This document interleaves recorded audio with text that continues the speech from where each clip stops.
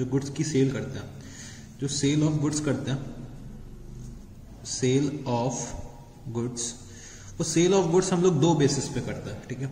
एक हम लोगों ने अभी पढ़ा था कैश बेसिस पे करते हैं, और एक हम लोग क्या करते हैं क्रेडिट बेसिस पे कर देते हैं।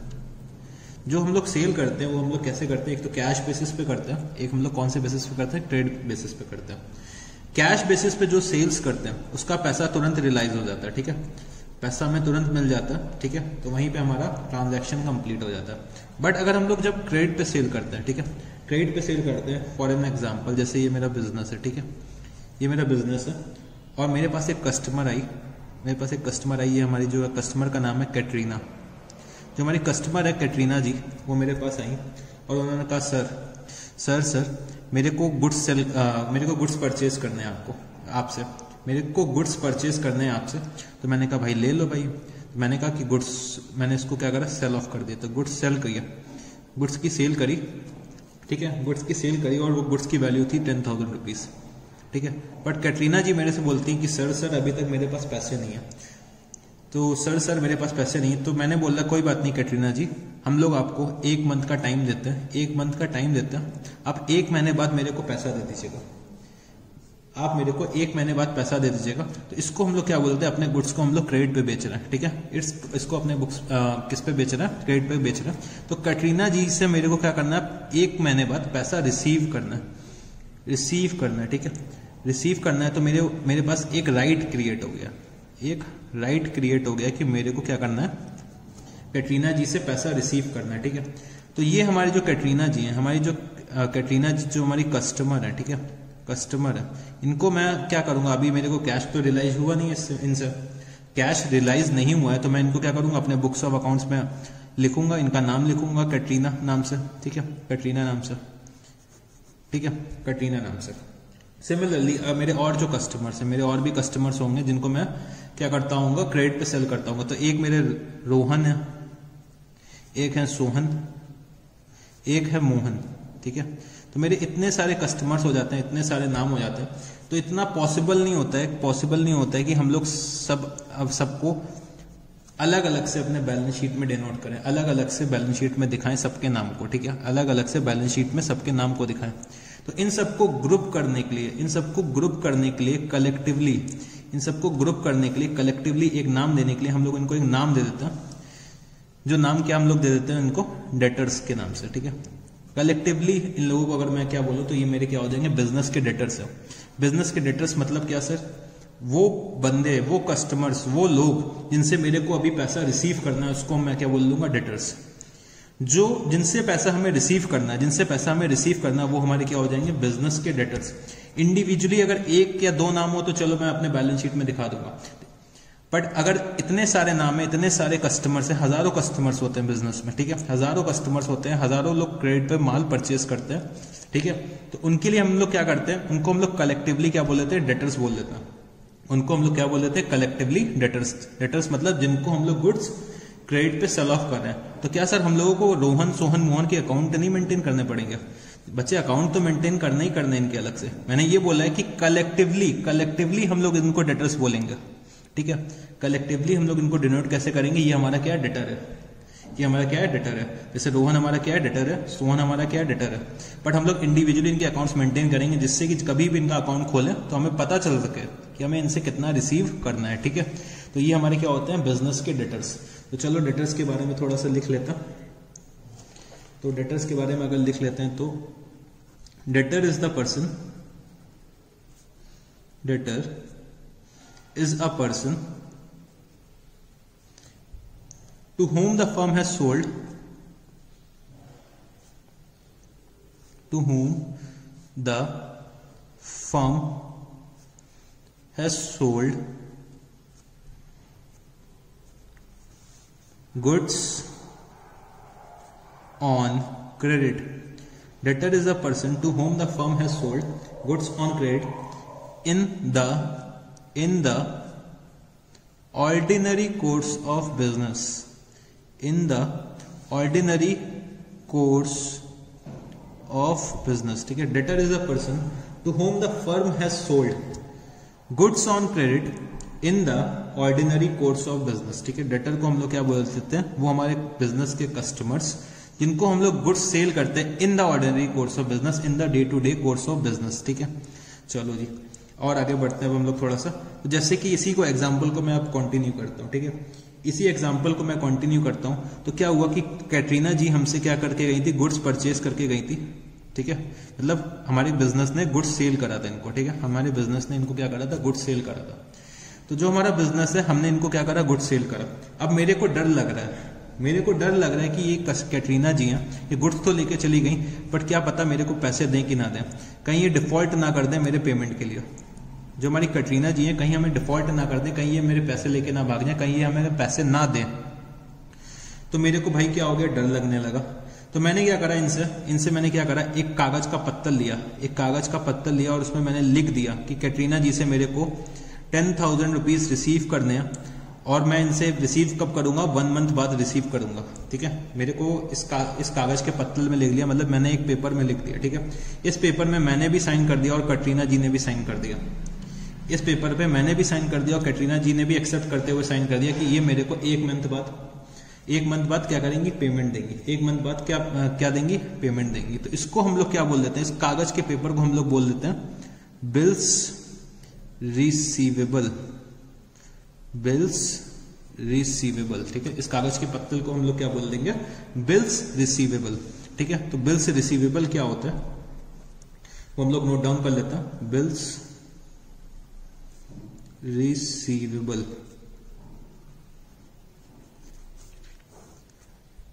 It means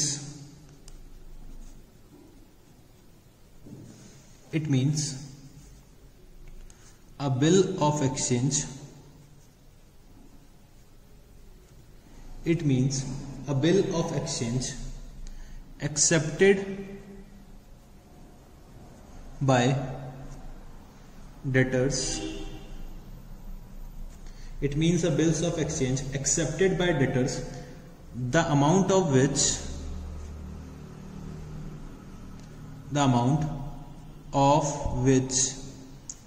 is to be received, the amount of which is to be received, the amount of which is to be received on a future date. So it means a bills of exchange accepted by the debtors, the amount of which is to be received on a future date, ठीक है। तो ये हम लोग क्या करते हैं, एक कागज के पत्तल होता है जिसको हम लोग बिल्स ऑफ एक्सचेंज भी बोलते हैं। बिल्स ऑफ एक्सचेंज हमारा एक चैप्टर है, वो हम लोग बहुत डिटेल में आगे जाके पढ़ेंगे, ठीक है। तो हम लोग क्या करते हैं, it means a bills of exchange accepted by the debtors. Debtor मतलब हमारी कौन, कैटरीना जी। कैटरीना जी इसको एक्सेप्ट करेंगी, the amount of which is to be received on a future date, ठीक है। जिसका पैसा हमें कब मिलना है, फ्यूचर में मिलना है। तो हमें कब, जैसे इस एग्जाम्पल में हमें कब पैसा मिलना था, 1 मंथ बाद मिलना था, ठीक है। 1 महीने बाद हमें पैसा मिलना था, ठीक है। तो चलो जी और आगे बढ़ते हैं अब हम लोग। तो जो हमारा नेक्स्ट टर्म होता है, नेक्स्ट टर्म हम लोग क्या लिखते हैं, trade receivable. Trade receivable, sir ये ट्रेड रिसीवेबल क्या होता है?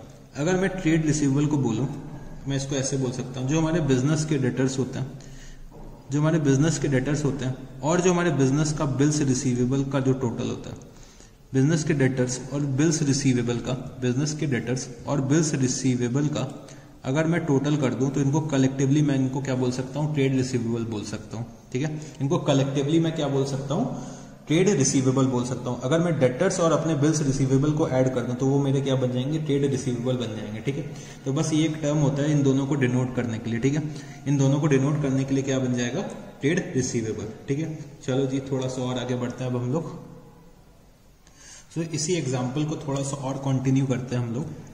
तो जैसे कि मेरी कैटरीना जी थी, कैटरीना जी ने क्या करा, 1 मंथ बाद मेरे पास आई, ठीक है। 1 मंथ बाद मेरे पास आई कि सर मैं आई हुई हूँ और मैं आपके पास पैसे लेकर आई हूँ, ठीक है। मैं पैसे लेकर आई हूँ, पर मेरे पास क्या हो गया, मैं आपको पूरे के पूरे पैसे नहीं दे पाऊंगी क्योंकि मेरे पास पैसे हैं नहीं, मेरे पास पैसे खत्म हो गए, ठीक है। मैंने क्या करा, अपने आप को कोर्ट के थ्रू क्या करा, इंसॉल्वेंट डिक्लेयर करवा दिया। इंसॉल्वेंट मतलब दिवालिया घोषित करवा दिया, ठीक है। दिवालिया घोषित करवा दिया कि मेरे पास अब पैसा ही नहीं है, मैं आपके पैसे दे नहीं पाऊंगी। हमने कहा भाई कैटरीना जी आपने तो गुड्स ले रखे हैं, अब आप पैसे नहीं देंगे तो कैसे काम चलेगा। अब आप पैसे नहीं देंगी तो अब कैसे काम चलेगा। कैटरीना जी ने कहा कि मेरे पास पैसे हैं नहीं, और ये मेरे कोर्ट से मेरे को एक सर्टिफिकेट मिला कि जिन जिन के पैसे आपके पास इन प्रोपोर्शन आप पे कर सकते हो आप कर दीजिए, बाकी आपका क्या होगा, आपके डेब्ट्स को रिलीज कर दिया जाएगा, आपको दिवालिया घोषित कर दिया जाएगा और आपको डेब्ट्स का पेमेंट नहीं करना पड़ेगा, मतलब अपने उधार नहीं चुकाना पड़ेगा। तो कैटरीना जी ने बोला कि मेरे पास सिर्फ आपको देने के लिए 5,000 रुपए, ठीक है, सिर्फ 5,000 रुपए, ठीक है। तो मैंने कहा कि भाई कैटरीना जी जो है पहले आप दे दो, फिर देखते हैं हम आगे की बात आगे करेंगे। तो मैंने क्या करा, उनसे सिर्फ 5,000 रुपए रिसीव करे, और कैटरीना जी ने कहा कि मैं आगे कुछ भी आपको पेमेंट नहीं कर पाऊंगी। तो मेरा क्या हो गया, उधार मर गया, ठीक है, मतलब मेरा डिफॉल्ट हो गया पेमेंट में। कस्टमर ने मेरे पेमेंट का क्या करा, डिफॉल्ट कर दिया। जब मेरे कस्टमर जो हमारा है वो जो डिफॉल्ट करता है पेमेंट का, जो डिफॉल्ट करता है पेमेंट का, उसको हम लोग क्या बोल देते हैं, बैड डेब्ट्स। इसको हम लोग क्या बोल देंगे, जो मेरा 5,000 का पेमेंट रिसीव नहीं हुआ, जो 5,000 का पेमेंट रिसीव नहीं हुआ, तो उसको, जो 5,000 का पेमेंट रिसीव नहीं हुआ उसको हम लोग क्या बोल देंगे, बैड डेब्ट्स। उसको हम लोग क्या बोल देंगे, बैड डेब्ट्स, जो हमने रिसीव नहीं किया, ठीक है। तो बैड डेब्ट्स क्या होते हैं, बैड डेब्ट्स क्या होते हैं, ठीक है। बैड डेब्ट्स जो होंगे हमेशा किस पे होंगे, क्रेडिट सेल पे होंगे। अगर कैश में सेल करते हैं, मेरे को पैसा ही पूरा रिसीव हो गया, तो कभी बैड डेब्ट्स तो कैश में तो हो ही नहीं सकता। जब हम लोग कस्टमर को क्रेडिट पे सेल करते हैं गुड्स, कस्टमर को क्रेडिट पे सेल्स करते हैं गुड्स, और कस्टमर जब ड्यू डेट पे डिफॉल्ट कर देता है, जिस दिन पैसा देना होता है उस दिन डिफॉल्ट कर देता है, उसको हम लोग क्या बोल देते हैं, बैड डेब्ट्स, ठीक है। तो बैड डेब्ट्स क्या होती है हमारे बिजनेस की, वो भी हम लोग लिख लेते हैं, bad debts. Bad debts is the amount, bad debts is the amount, bad debts is the amount which becomes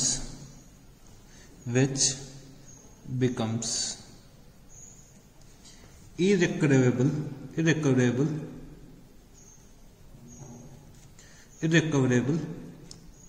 from debtors. Bad debts is the amount which becomes irrecoverable from debtors. It may be because of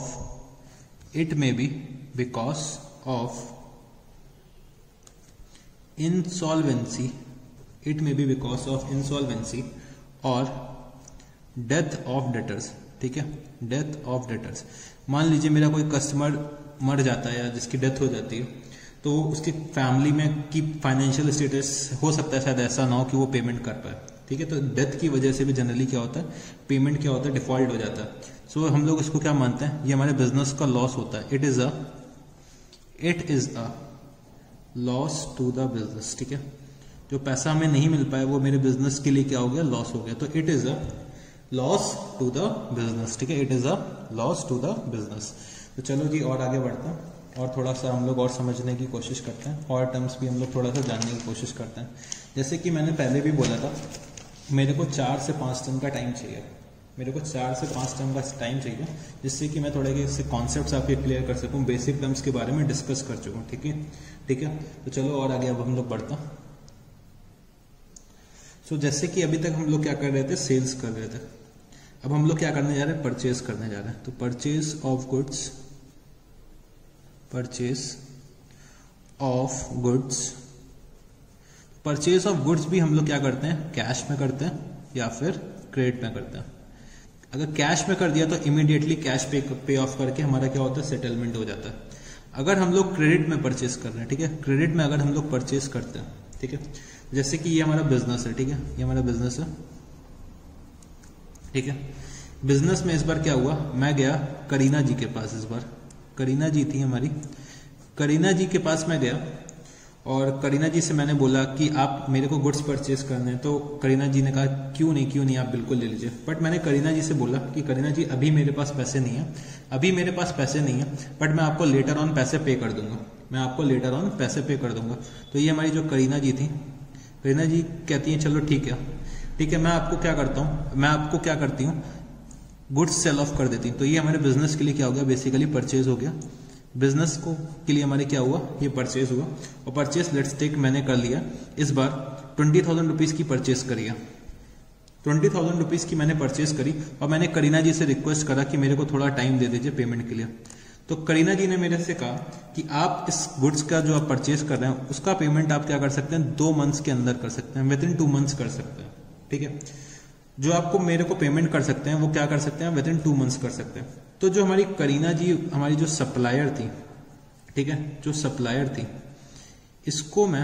supplier को मैं क्या कर सकता हूँ, जो हमारी करीना जी है उनको हम सप्लायर के नाम से, सप्लायर जो हमारे बैलेंस शीट में हम इनको करीना के नाम से दिखा सकते हैं। ठीक है, बट सिचुएशन क्या हुई कि मैं सिर्फ करीना जी से ही थोड़ी ना गुड्स खरीदता हूँ, मैं सिर्फ गुड्स जो होगा करीना जी से ही थोड़ी ना खरीदता हूँ। मैंने क्या करा, मलिका जी से भी परचेज करा, ठीक है, मलिका जी से भी करा, ठीक है, और हेमा जी से भी करा, ठीक है, मलिका जी से करा, हेमा जी से करा, ऐश्वर्या जी से भी करा। तो इन सब लोगों से भी मैंने गुड्स परचेज करे। तो इन सबको अगर मैं कलेक्टिवली बोलूं, अगर इन सबको मैं कलेक्टिवली एक नाम से डिनोट कर देता हूं जिसका नाम क्या होता है, क्रेडिटर्स।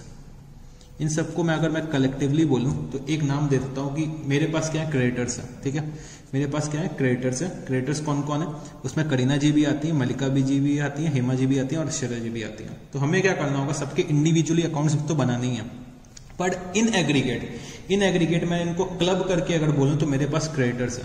तो लेट्स टेक एक एग्जांपल लेते हैं कि मलिका जी को जैसे मेरे को पेमेंट करना है 10,000 रुपीज का, हेमा जी को पेमेंट करना है 5,000 रुपीज का, और ऐश्वर्या जी को भी पेमेंट करना है 5,000 रुपीज का। अगर मेरे से कोई पूछे कि आपने टोटल परचेज क्रेडिट में कितनी कर रखी है, टोटल परचेज क्रेडिट में कितनी कर रखी है और आपके क्रेडिटर्स आज के दिन में कितने, तो मैं ये बोल सकता हूं कि मेरे पास आज के दिन में 40,000 रुपीज के टोटल क्रेडिटर्स है। मतलब 40,000 रुपीज का मेरे बिजनेस में आज के दिन में उधार है क्रेडिटर्स से, जिनसे मैं गुड्स परचेज करता हूँ। ठीक है, जिनसे मैं गुड्स परचेज करता हूँ उनका उधार मेरे बिजनेस में कितना है, 40,000 रुपीज का आज के दिन में है। ठीक है, तो इंडिविजुअली अगर मैं बात करूं, करीना जी से 20,000 है, मलिका जी से 10,000 है, और हेमा जी से 5,000 है, और ऐश्वर्या जी से 5,000 है। ठीक है, तो हमारे बिजनेस के क्रेडिटर्स कौन होते हैं वो हम लोग अब चलो नोट डाउन कर लेता। तो क्रेडिटर, ठीक है, क्रेडिटर इज अ पर्सन। ठीक है, क्रेडिटर इज अ पर्सन, हम लोग बोल सकते हैं सप्लायर। सर इनको सप्लायर क्यों नहीं बोलते हैं, क्रेडिटर क्यों बोलते हैं? देखो बच्चे, जो अकाउंटिंग की लैंग्वेज डेवलप करी गई, अकाउंटिंग की टर्मिनोलॉजी में सप्लायर को हम लोग क्रेडिटर बोलते हैं, और कस्टमर को हम लोग डेटर्स बोलते हैं। अकाउंटिंग की जो लैंग्वेज है उसमें इन लोगों को ये नाम दे दिए गए हैं। ठीक है, इन लोगों को ये नाम दिए गए हैं। तो creditor is a person, yes, bracket में सप्लायर, फ्रॉम हुम an enterprise,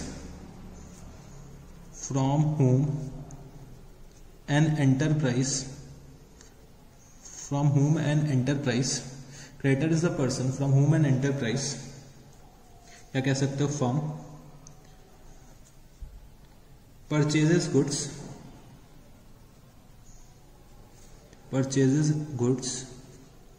or services on credit।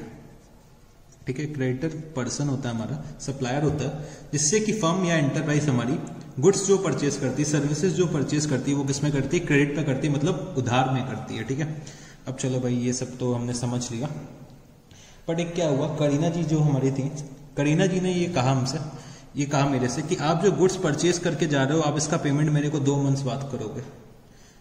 आप जो गुड्स परचेज करके जा रहे हो, आप इसका पेमेंट 2 मंथ बाद करोगे। इसकी क्या श्योरिटी है कि आप 2 मंथ बाद मेरे को पैसा दोगे ही दोगे? आपने कहीं मेरे पेमेंट का डिफॉल्ट कर दिया तो करीना जी ने क्या करा, मेरे से बोला कि एक कागज का डॉक्यूमेंट लेते हैं, एक पेपर लेते हैं, एक पेपर में लिख लेते हैं, एक पेपर में ये लिख लेते हैं कि आपने मेरे से इतने गुड्स परचेज करे हैं, इस रेट पे परचेज करें, इतने के परचेज करें, और आप ये मेरे को पेमेंट है इतने मंथ्स बाद करेंगे। तो हम लोगों ने क्या करा, एक पेपर में लिख लिया, इसमें मैंने भी साइन कर दिया और करीना जी ने भी साइन कर दिया। तो इस पेपर को अब हम लोग क्या बोल देंगे, तो कस्टमर पॉइंट ऑफ व्यू से हम लोग उसको क्या बोलते थे, बिल्स रिसीवेबल, क्योंकि वो पैसा मेरे को रिसीव करना था कस्टमर से, इसलिए हम लोगों ने क्या बोल दिया, बिल से रिसीवेबल, कस्टमर से रिसीव करना है, इसलिए क्या, बिल से रिसीवेबल। अब क्या करना है, हमें सप्लायर को पे करना है, अपने क्रेडिटर को पे करना है। तो अब इसका नाम क्या पड़ जाएगा, बिल्स पेएबल। ठीक है, बिल्स पेएबल, क्योंकि अब मेरे को क्या करना है, पे करना है, पहले क्या करना था, रिसीव करना था। तो अब मेरा क्या नाम पड़ गया, इस कागज को हम क्या बोल देंगे, बिल्स पेएबल। ठीक है, बिल्स पेएबल। तो चलो फिर हम लोग अब नोट डाउन कर लेते हैं। बिल्स पेबल, ठीक है, बिल्स पेबल। तो बिल्स पेबल क्या होता है, नोट डाउन कर लेता है। It means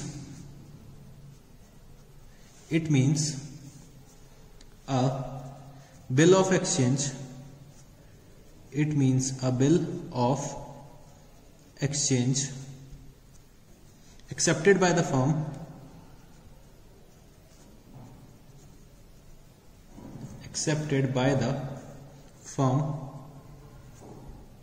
to pay fixed amount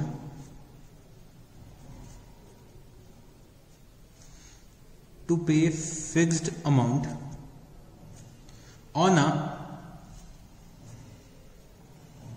specified date, to pay fixed amount on a specified date, या फिर फ्यूचर डेट भी बोल सकते हैं, ठीक है। To pay a fixed amount on a specified date या फ्यूचर डेट, ठीक है सर। क्रेडिटर भी हमें समझ में आ गया और बिल्स पेबल भी हमें समझ में आ गया। तो बच्चे इसी तरह से क्या होता है, एक शब्द और आ जाता है ट्रेड पेबल, जैसे कि अभी हम लोगों ने पढ़ा था ट्रेड रिसीवेबल्स। ट्रेड रिसीवेबल्स क्या होता था, डेटर्स और बिल रिसीवेबल का सम। डेटर्स और बिल रिसीवेबल को हम लोग कलेक्टिवली, डेटर्स और बिल्स रिसीवेबल को हम लोग क्या करते थे, कलेक्टिवली बोल देते थे ट्रेड रिसीवेबल्स। सिमिलरली हम लोग क्रेडिटर्स और बिल्स पेबल को, क्रेडिटर्स और बिल्स पेबल को हम लोग कलेक्टिवली क्या बोल देंगे, ट्रेड पेबल्स, ठीक है। कलेक्टिवली हम लोग क्या बोल देंगे, ट्रेड पेबल्स, ठीक है। तो क्रेडिटर्स हो गया हमारा, बिल्स पेबल हो गया, ट्रेड पेबल हो गया, ठीक है। तो सर जैसे कि उसमें बैड डेट्स होता था, इसमें भी क्या ऐसा कुछ होता है, हम लोग भी क्या डिफॉल्ट करते हैं बच्चे। हम लोग कभी ऐसा सोच के नहीं चलते हैं कि हम लोग किसी का पेमेंट का डिफॉल्ट करेंगे, हम लोग कभी भी किसी का पेमेंट का डिफॉल्ट करेंगे, ये हम लोग जनरली सोच के नहीं चलते, ठीक है। जनरली हम लोग सोच के नहीं चलते। अगर हम अपने आप को ही इंसॉल्वेंट डिक्लेयर कर लेंगे तो हम लोगों का बिजनेस ही नहीं खत्म हो जाएगा, हम लोगों का बिजनेस नहीं खत्म हो जाएगा। अगर हम लोग किसी को डिफॉल्ट करेंगे, हम लोग क्या करेंगे, पेमेंट नहीं करेंगे, तो हमें अपने आप को इंसॉल्वेंट डिक्लेयर करना पड़ेगा। तो जनरली कोई भी बिजनेसमैन ये सोच के नहीं चलता है कि वो किसी के पेमेंट का डिफॉल्ट करेगा। जनरली कोई बिजनेस ये सोच के नहीं चलता है कि वो किसी के पेमेंट का डिफॉल्ट करेगा। तो इसीलिए इसमें कोई भी ऐसी कोई टर्मिनोलॉजी नहीं होती है। अगर बाय चांस अगर कुछ ऐसा होता है, बाय चांस अगर हम लोग नहीं पेमेंट कर पाते हैं और हमारी क्या होती है, इंसॉल्वेंट हो जाते हैं, हमारा बिजनेस बंद हो जाता है, तो हम लोग जनरली एक अकाउंट यूज कर लेते हैं जिसको बोल लेते हैं इंसॉल्वेंसी, या फिर कह सकते हैं इसको डेफिशिएंसी अकाउंट, ठीक है।